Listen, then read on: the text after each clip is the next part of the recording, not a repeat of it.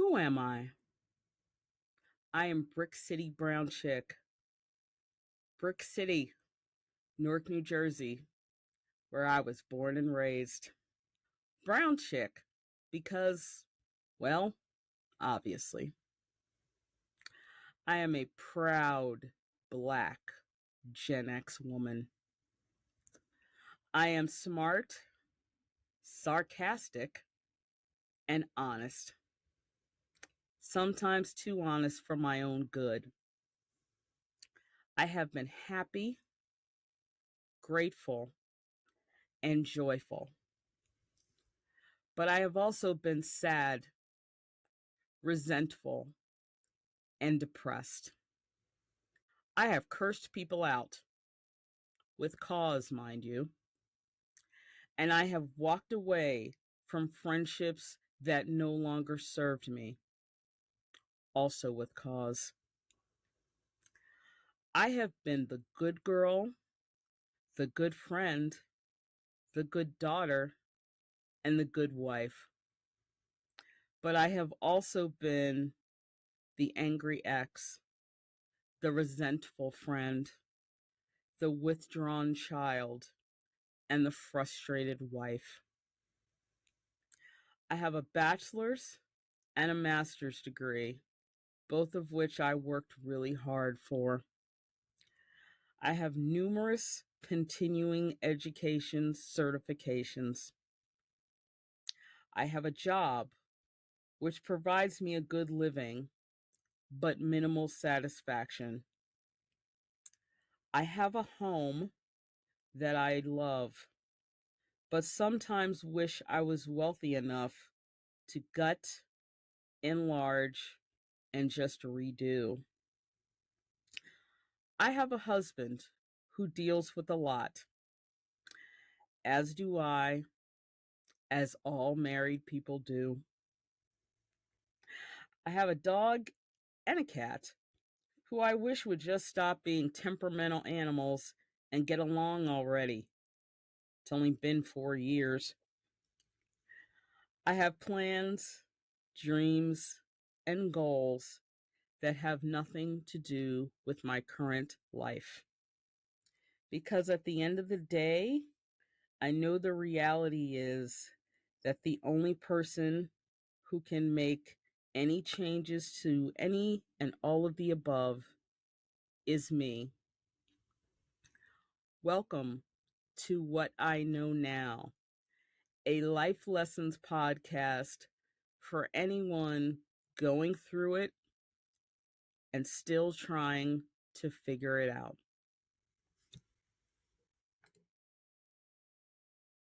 Now you're punching and you're kicking and you're shouting at me. I'm relying on your common decency. So far, it hasn't surfaced, but I'm sure it exists. It just takes a while to travel from your head to your fist. Welcome back, everyone, to What I Know Now. I am your host, Brick City Brown Chick, and this is episode 26. No, as a matter of fact, I'm not racist. This is an episode of this podcast that I knew from day one I was going to do. It was just a matter of how to approach it. So I have spent a lot of time thinking about the best approach for this topic. And I finally decided I'm just going to jump into it, and people are going to feel how they feel about it. This is my perspective on this issue, as are all topics on this podcast. So if you disagree with me, that's fine. But as I said in episode 2, I don't do trolls and I don't get into arguments with people who have nonsense arguments. So that I'm not going to do. Today, we're going to be talking about an issue that affects not just America, but the entire world. But the American version is distinctly different, and that is racism.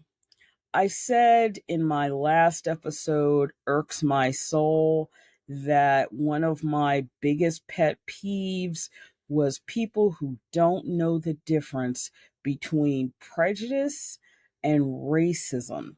And I said it needed its own episode, and here we are.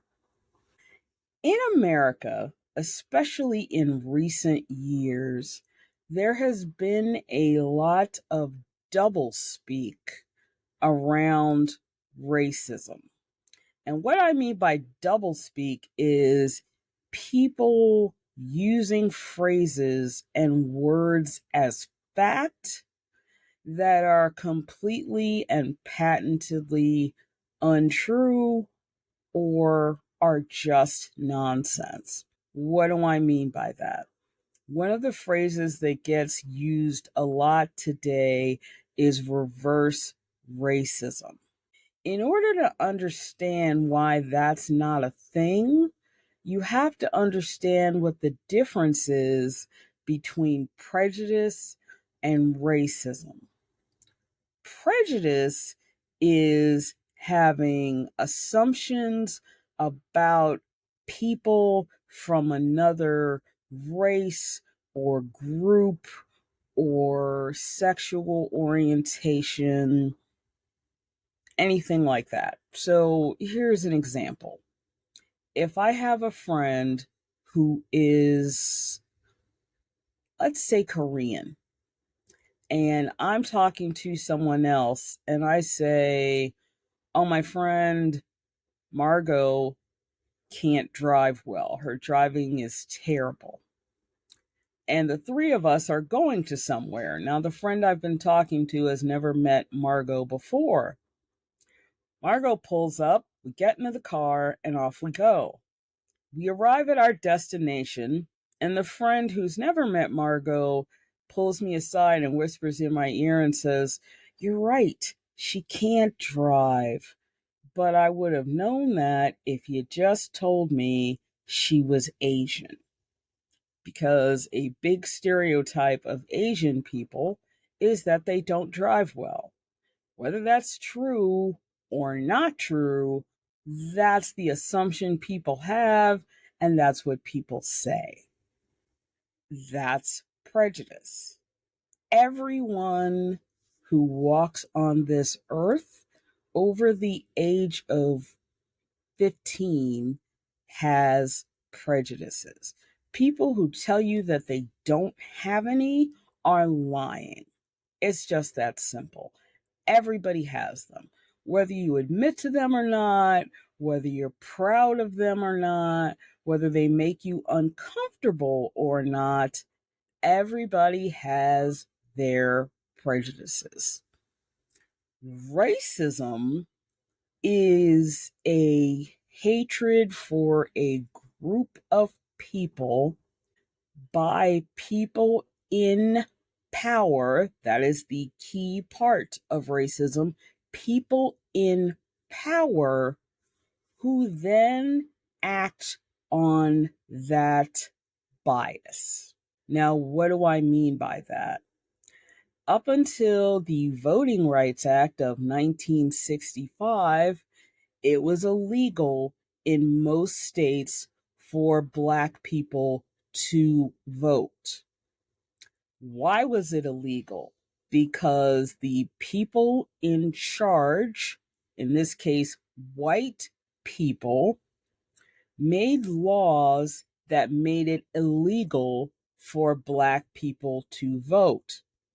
The Voting Rights Act became national law, which means states could no longer ban Black people from voting.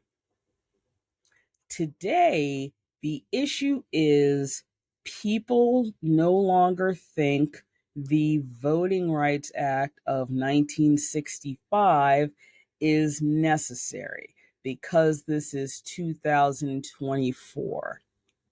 However, there are groups of people working in this country to gut the Voting Rights Act. If that indeed happens, it will again be illegal for Black people to vote in America if states decide they're going to make those kinds of laws again. People frequently ask me, how have we as a country gone so far backwards that there was all this strife and ultimately progress in the 1960s and in the 1970s, and that for the 1980s and 90s and the early 2000s, things were okay. And now we've reached a place where the people in charge feel the need to claw back the rights that were hard fought and hard earned, frankly, by people of color. How did we get back here?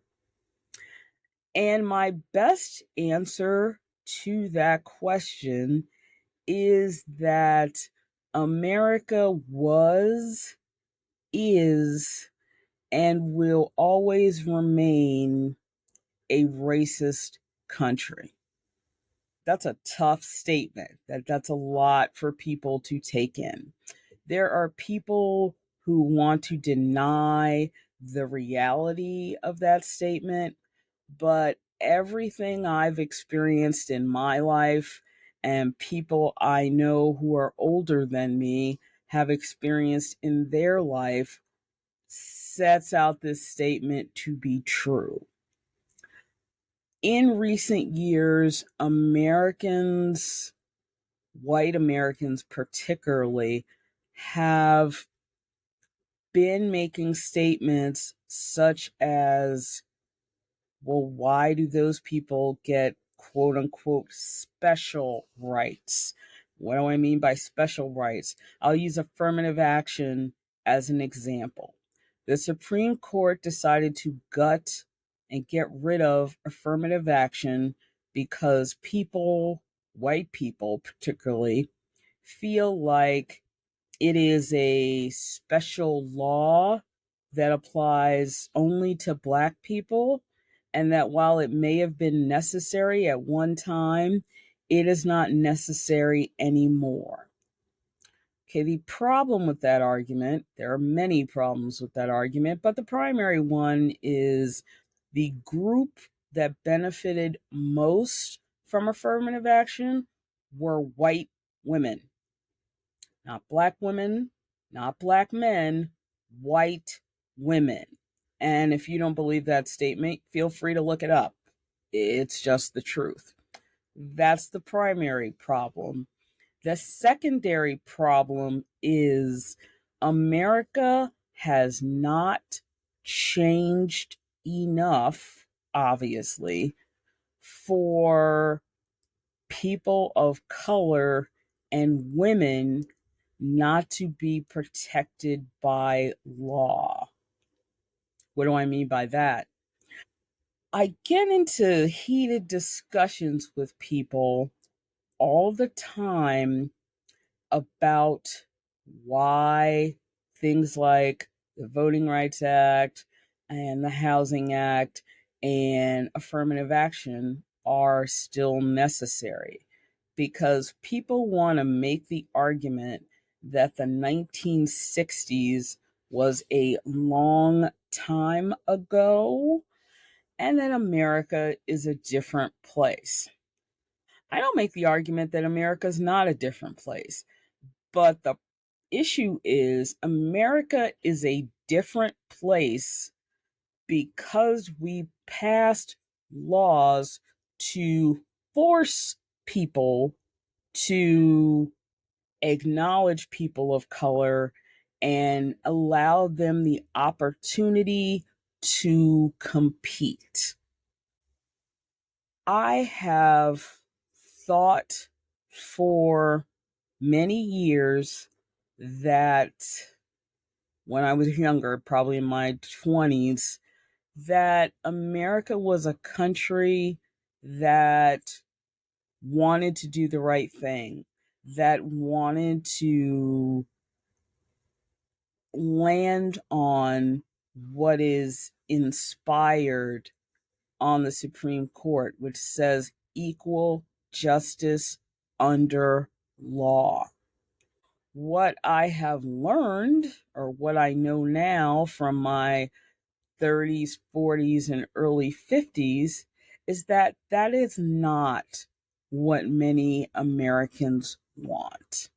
Americans are comfortable in their prejudices and their dislikes of groups of people or their assumptions about groups of people.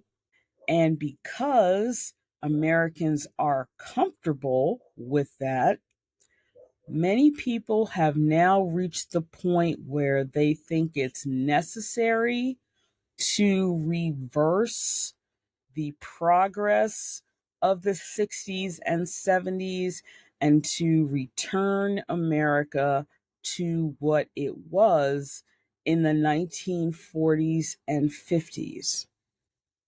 If you understand that, as a person of color, that is both disheartening and enraging. It is both those things. The fact that people openly now, in many cases, will say things like, you people, meaning Black people, need to be either put back on the plantation or put back on the boats you were brought here on, or your ancestors were brought here on, because you're savages, because you do nothing but commit crimes, because you do not contribute to society. All of which is BS, all of it, but that's how people think. And in the last 10 years or so, people have gotten very comfortable with saying these things out loud, or what people say frequently is they're now saying the quiet part out loud. These used to be feelings that people had, but they kept in. You didn't say them out loud. You didn't say them in quote unquote polite society. Now, with the internet being what it is, people feel totally free to say whatever they want, to go out to rallies and marches and be as loud and as racist and as obnoxious as they want to be.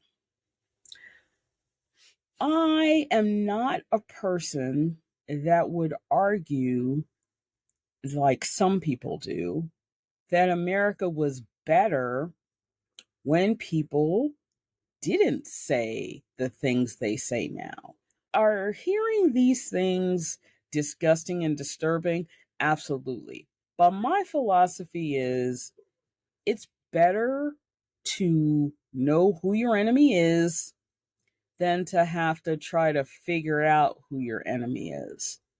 And this takes me back to something my mother told me when I was preparing to go to college. In little did I know at the time, at 18 years old, was incredibly racist Western Pennsylvania. Because as an 18-year-old, my understanding of places that were racist were the South. I didn't have a full understanding that racism is all over the United States. You find racist people everywhere. But what my mother said to me as a woman who was born at the end of the Great Depression and who lived through the Jim Crow South was, I would much rather have grown up in the time I grew up in than the time you're growing up in. Because when I was young, people would call me the N word to my face, and I knew who I was dealing with. Whereas with you, that's not okay anymore. These people will smile in your face and turn around and stab you in the back. And therefore, you need to be much more careful about who you deal with. Now, as an 18-year-old, I couldn't exactly get a handle on what she was saying. But over the course of my life, that statement has rung more and more true. So, what do I think about the future of America? Like, where do I think America's going? As I said, I think America will always be racist. There will always be 30 to 40% of America who feel like they have been left behind in the progress. And I'm talking specifically in this case about white people. They feel like they have been passed over and passed by. And because they feel that way, they will always have hatred and frustration and anger, and at the end of the day, racist attitudes toward people who are not like them. Now, your question may be, what experiences have I had in my life that would support my argument that America is very happy with its racism? What I say to that is Exhibit A is our current political environment and why and how people think it's okay to be loud, obnoxious, and racist, and to be very open with their racism and their hatred. Hatred is an emotion that I personally, just speaking for me, have never gotten a handle on. And I'm not saying if you ask 10 Black people that 8 or 9 of them will agree with me. Black people are not a monolith. We are not just one group of people. We're different people with different ideas. But for me, I have never been able to put a finger on why people hate people. The song I used at the beginning of this episode, the lyrics are from a song called People Are People by Depeche Mode. And the chorus is, I can't understand what makes a man hate another man. Help me understand. And that's always just hit it on the head for me because I don't understand. I don't understand why, a good portion of white people in America are racist. I don't understand. I mean, I understand from a historical perspective why there is a battle between the Palestinians and the Israelis. I understand that from a historical perspective. I don't understand the hatred involved. I don't understand why people from the same region of the world can't figure out how to get along. Now, that's not an intellectual argument. I understand the conflicts of the world from a historical perspective and from a political perspective. What I don't understand them from is from an emotional perspective. I remember very clearly when Yugoslavia broke up into Slovenia and Montenegro and the other countries it broke up into. And one of the things that a friend of mine who was also Black said to me at the time was, see, this is proof that it's not just about Black people, that it's not just about us, because this is a country of white people. Even though some of them were Muslim, if you looked at them, they were all white. Yeah, it's not something that we, as people from the outside, could tell that these people were Serbs and these people were Muslims and these people were Croats. But a lot of people's belief around why racism is a thing, there are people who still believe the nonsense about, you know, Black people were not made by the same God that white people were, which is just like the craziest nonsense argument ever. Goes back to the Scopes trials. If you don't know what the Scopes trials is, please Google that because that's important. And people just want to otherize people because if you look at someone as the other, as not like you, as people who don't come from the same God you come from. They don't come from the same place you came from. They don't have the religious teachings or the learnings or any of that that you have.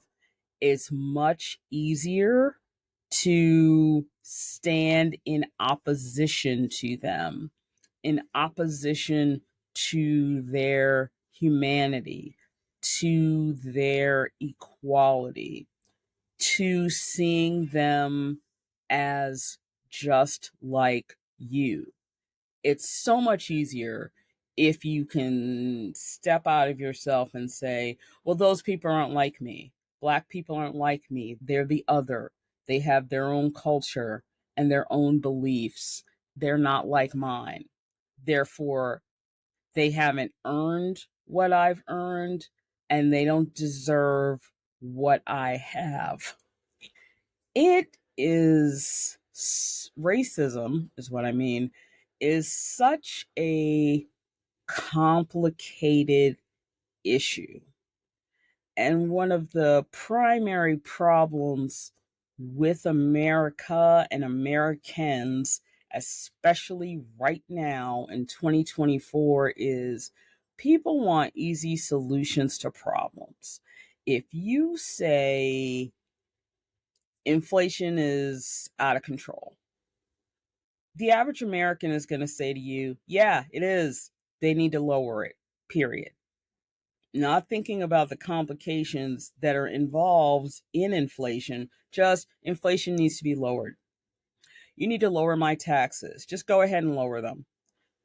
Not taking into account what taxes pay for things like schools and roads and infrastructure projects and all that sort of thing. No, people just want the easy solution. They just want lower taxes. People who are struggling to find work, okay, we're perfectly okay with you cutting the taxes of all these corporations because that means they're going to put more money into employees and giving people jobs. I want a job, so go ahead and do that.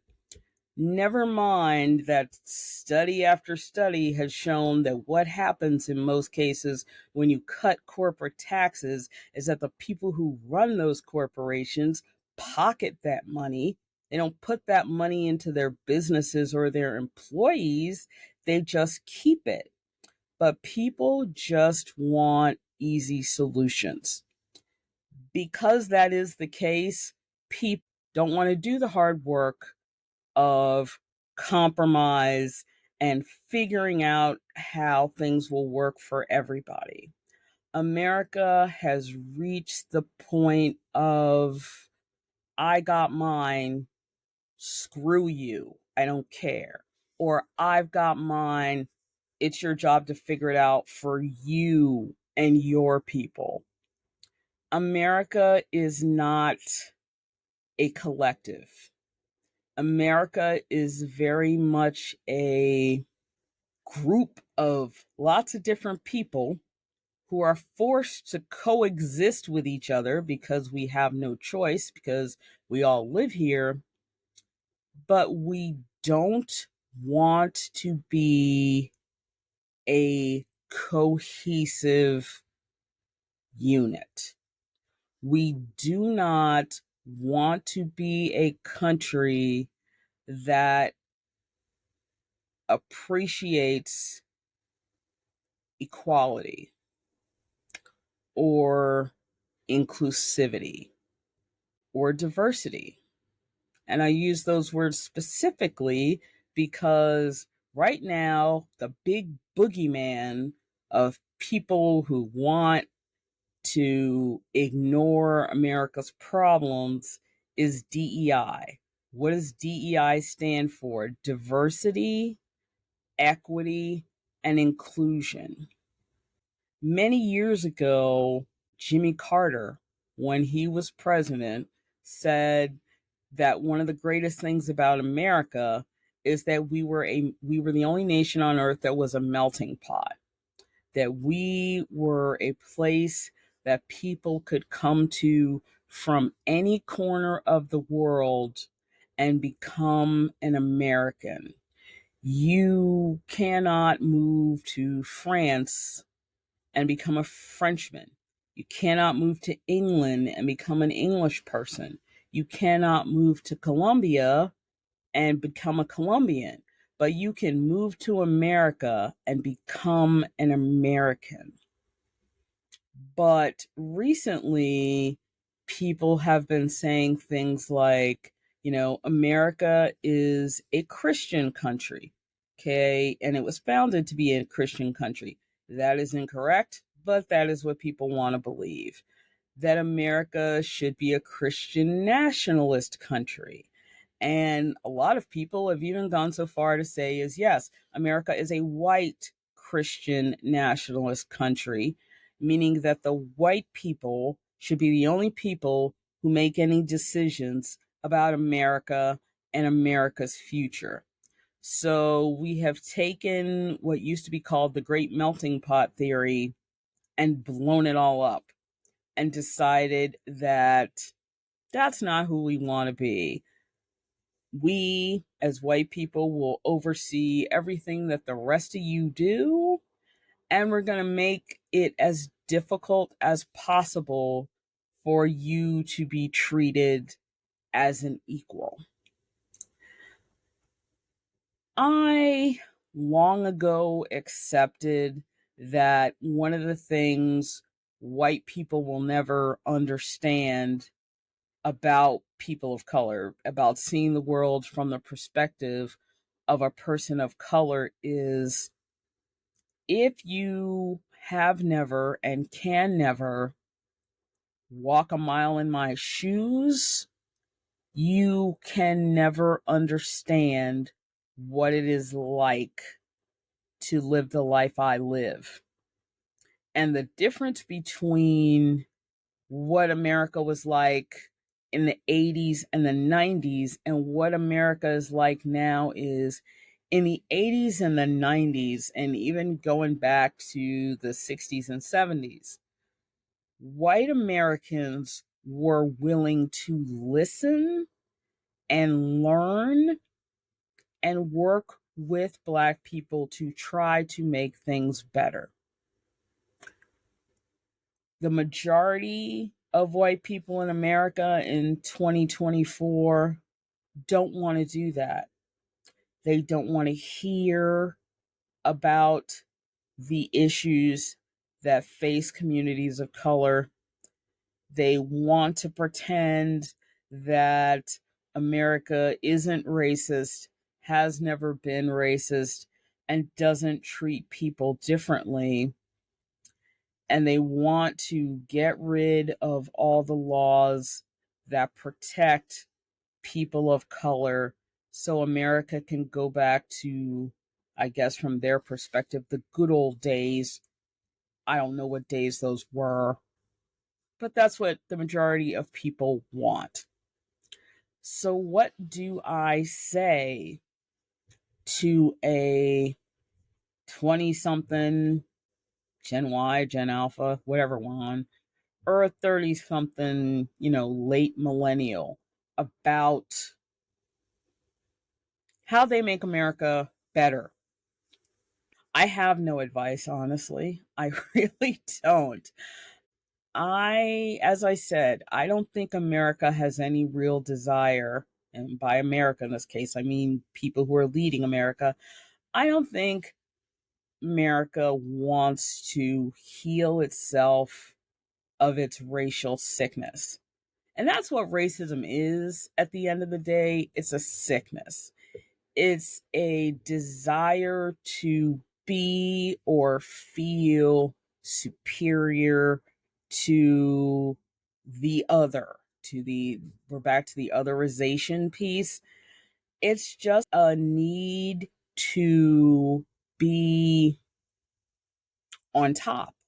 You know, Uh, people think that people of color uh, have not earned their place in America.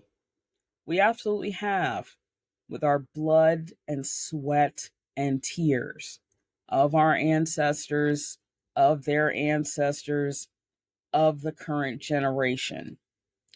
And the fact that this country, even after 200 and some odd years, still will not embrace us, will not acknowledge the wrongs that were done to us and to our ancestors, and that people want to look at Black people with a straight face and say, America's not racist, slavery wasn't that bad, Jim Crow was okay, at least you people were educated, is just absolute nonsense. It truly is. And what I know now that I did not know in my 20s and 30s is, as long as we collectively all live together in this country, we need to find ways to be better, to learn more, to listen, to value differences of opinion. I didn't understand back then that that was something people needed to hear. It all seemed like common sense to me back then. It still seems like common sense, but we are at a point as a country and a society where my grandmother used to say, common sense isn't always that common. That's exactly where we are. Sad to say. So, that is the episode of What I Know Now for this week. You can catch a new episode of this podcast every Thursday on YouTube. Just go to YouTube and type in Brick City Brown Chick, and all now 26 episodes of this podcast will come up. Feel free to share your thoughts with me on the podcast, on this episode, on any of my other episodes. I am always looking for feedback and how people feel about various issues. Again, I don't do trolls, so if you have a different perspective than I do, that's great. But I'm only gonna acknowledge and interact with people who have thought about their responses and their feelings and will articulate them as well to me as I have to them. Thank you, everybody, for joining me, and I will see you again next week. Bye bye.